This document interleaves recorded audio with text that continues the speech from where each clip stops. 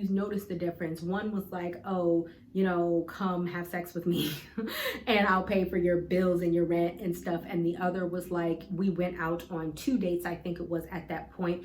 Then he was like, I really would like to work up to getting in a relationship with you, getting to know you. And here's what I can offer you if you were to become my wife.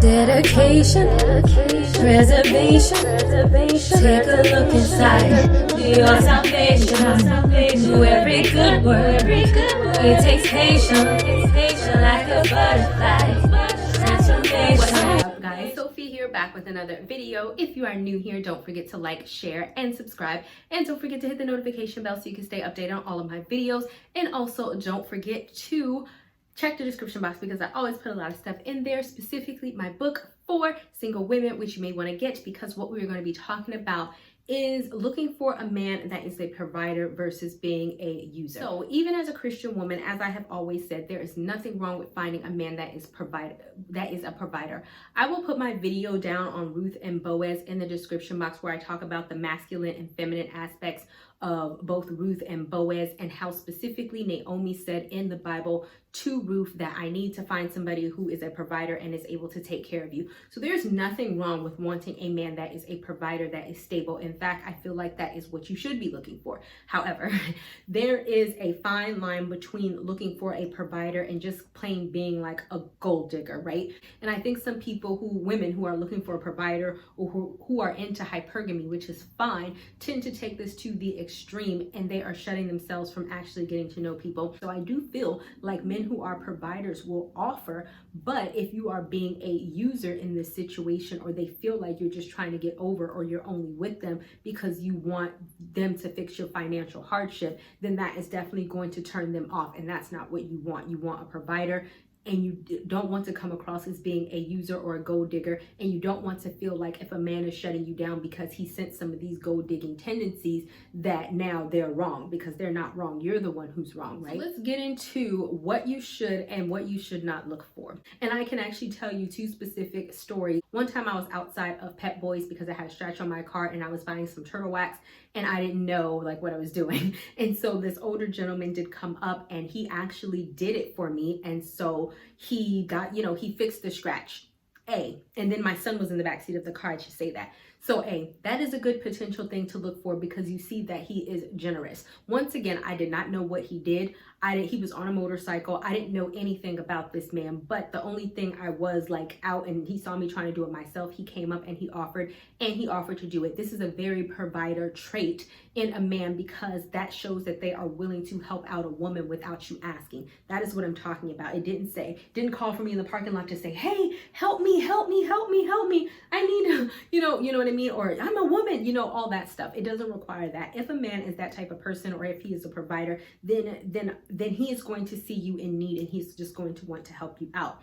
This definitely didn't necessarily turn south, but I knew what he was looking for after. And mind you, I had talked to him in this parking lot for a good hour. That's important, because as I said, even men who want to possibly be providers for you, or even if they have money or they want to help you out financially, going on a date and just spewing out how much money you need within 5 minutes is not going to encourage them to do that, even if they did have money. Once he determined the type of person that I was, right then and there, honestly, he did offer to pay my bills, and he offered for us to enter into an agreement, I know, which is a red flag. That is not what we're looking for. So really, there are 2 parts to this, because as I told you, what were the good things that he had offered to show that he was a provider? And no, it wasn't even necessarily paying my bills. It was him coming and seeing me in need, offering to help me, him actually having a conversation with me, because during this thing, and mind you, men are always observing you. My son was asleep in the back car. I had the window rolled down while we were trying to fix the scratches on my car.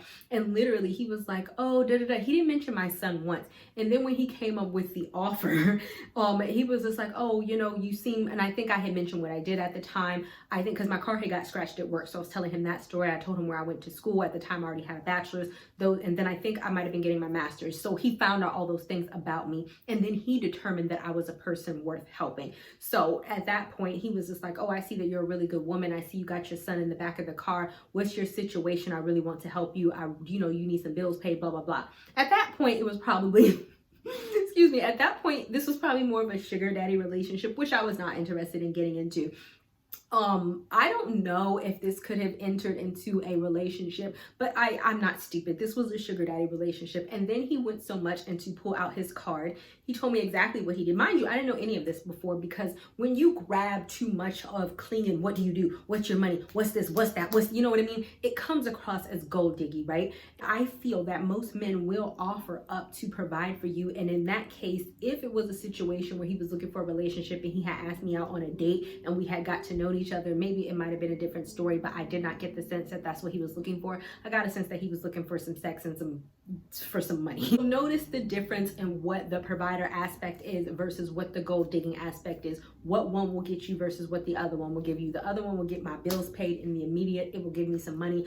What the provider, what you're looking for, is somebody who wants to walk you down the aisle, who wants to wife you up and be able to provide for you in the long term. Because a sugar daddy, or whatever the case may be, you know, that might last for however long they might find somebody else. That's not something serious. And so if that's not your goal, then don't fall into the temptation of, oh, he's going to provide me temporary monetary alleviation of my lifestyle, and he doesn't even know you. Because really, I kind of felt like I knew what he was looking for, because we had only been talking for an hour and this is what you are now offering me up. So he had the provider potential, but the back of that was that he was looking for a sugar baby. So that's not what we want. And you have to know the difference between both, what's realistic, what isn't realistic. And if you're looking for a provider, I think some of the good things that he did volunteer up is what he did. You know, he was like, oh, here's my card. These are the type of attributes that a man who is a provider is going to do. So you can definitely look for those things if you want to know, okay, so Sophia, how do I look or know who is provider potential? He definitely had some of that, and he was willing to show that without me like begging for him to do it. The second story is actually when I was out at a lounge, and it was an older gentleman, and he came up to me. I like to talk to people just because I feel like it's polite, even though I was not interested. He talked to me once again for maybe 20 minutes, and then he was like, do you want some bills paid? Once again, I'm not interested in that. But what I want to say is, once again, finding a provider is not making a man or beating him on what he's supposed to do and what he's supposed to pay and telling him and all that other type of stuff, right? And also finding a sugar daddy like he was offering, you can probably throw that out there and they will take you up on the offer, because they're like, okay, cool.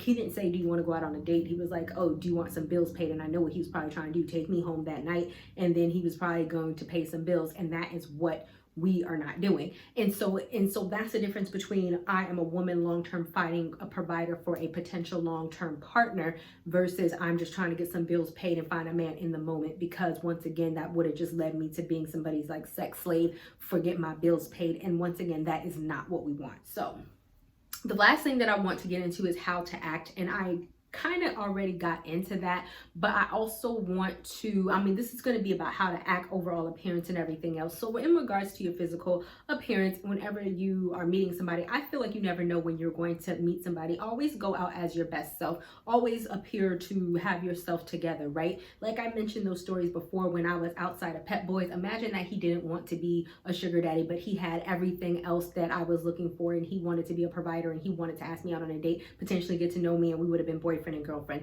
What helped is that I was outside. I wasn't dressed up because it was Pep Boys, but I did not have a do-rag on my head. I did not have a scarf on. I was not super provocative. I did not have body parts hanging out, because a man is sizing you up and he has determined what type of individual or what type of woman you are based on me coming up to you. So if he feels like, okay, she looks a hot mess, then they're probably not going to approach you, because men are very, very visual. In order for them to get to know you, they want to approach somebody who looks visually appealing. It is what it is. Or if I had everything hanging out, then it also tells them what type of woman that they think you are. And from there, that is going to determine, oh, if you are a gold digger, or if I could just throw some money in your face and that you will come home with me and have sex with me. So once again, we want the provider, we want the long-term relationship, we want the husband. So you need to project that in your appearance. The second is also your attitude. Like I said before, it does not require you to go into this, oh, I want you to pay, I want you to do, I want, because at this point, some men might even take you up on it, but they kind of feel like this is a negotiation. Like, oh, okay, if she wants me to do this, if she wants me to do that, then she's negotiating her value. And therefore, I can get sex from her because this is a mutual exchange where I'm giving her money and she is giving me sex. That is not what you want. But if you start saying like, oh, well, you need to do this, you need to do this, then those are your terms. And a man might take it as, okay, these are your terms. I do this, then I can get what I want out of you. And that's not what we want. We're not anybody's sex slaves. We're not like pay for play or any of that. So that is not the type of situation that you want to get yourself into. Like I said, be yourself.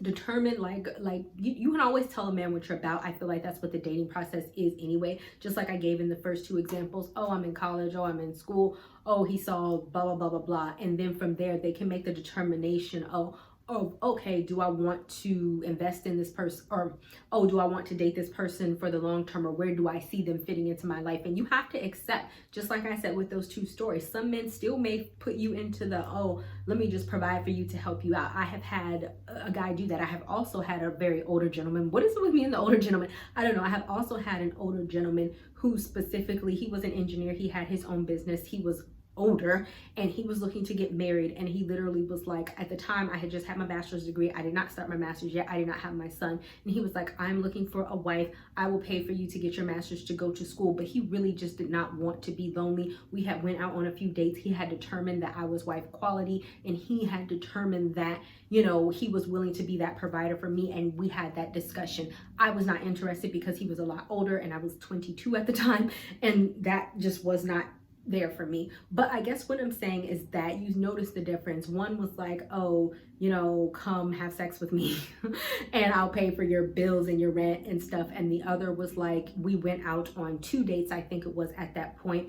Then he was like, I really would like to work up to getting in a relationship with you, getting to know you, and here's what I can offer you if you were to become my wife. I think you have potential. I want to see you, you know, start your master's, because I had told him at the time that that was one of my goals in life, and therefore he was willing to provide for me, not only for the long term, but as his actual spouse. I'm going to put a ring on your finger. He even, like, we had went to his house one time after one date, and to show me, he was like, if you don't like this house, you know, I can get you another one. I'm not saying that that's what you should do, because that was the most straightforward a guy had ever been. And I think had he been a good fit for me relationship wise, I do think I would have continued on with that relationship. It wouldn't have been an immediate marriage type of thing, but I think that there's something very beneficial for a man who is willing to lay it out all on the table, that, hey, not only do I want to marry you, but this is what your marriage to me will look like. This is how I'm going to take care of you. This is how I'm going to provide for you. And this is what I'm interested in order to provide you. And it wasn't, to me, an awkward conversation. It was just very honest. And I felt like, at least if I was into that,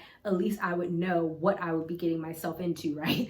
And so the difference that I'm saying is that real men who want to be providers, just like I said with the second scenario, and he talked about marriage, we went on a total of 2 dates. Then I think the third date we were in the mall, and then he bought me something. These are indications that, hey, I don't mind giving to you. I'm not a selfish person. And then maybe around the 4th time, that's when he had a discussion of, hey, I really like you as a person. Where do you see this going?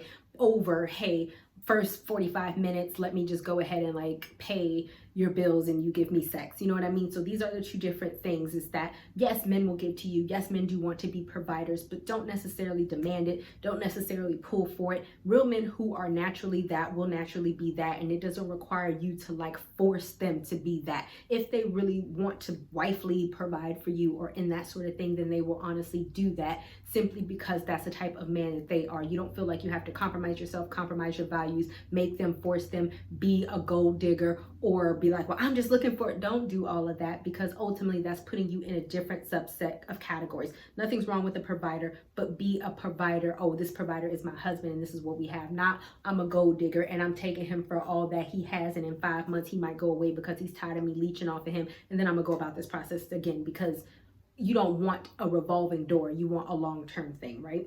All right, guys, thank you guys so much for watching, and I will see you guys another day, another time. Bye, y'all. Not ready for the show to end? It doesn't have to. You can head over to my site where you can read hundreds of articles. And also you can feel free to shop my store where I have all of my products for sale. And last but not least, for even more video content, feel free to visit my YouTube channel where I talk about a wide array of content. Thank you guys so much for tuning in, and until next time, stay blessed. Like a butterfly.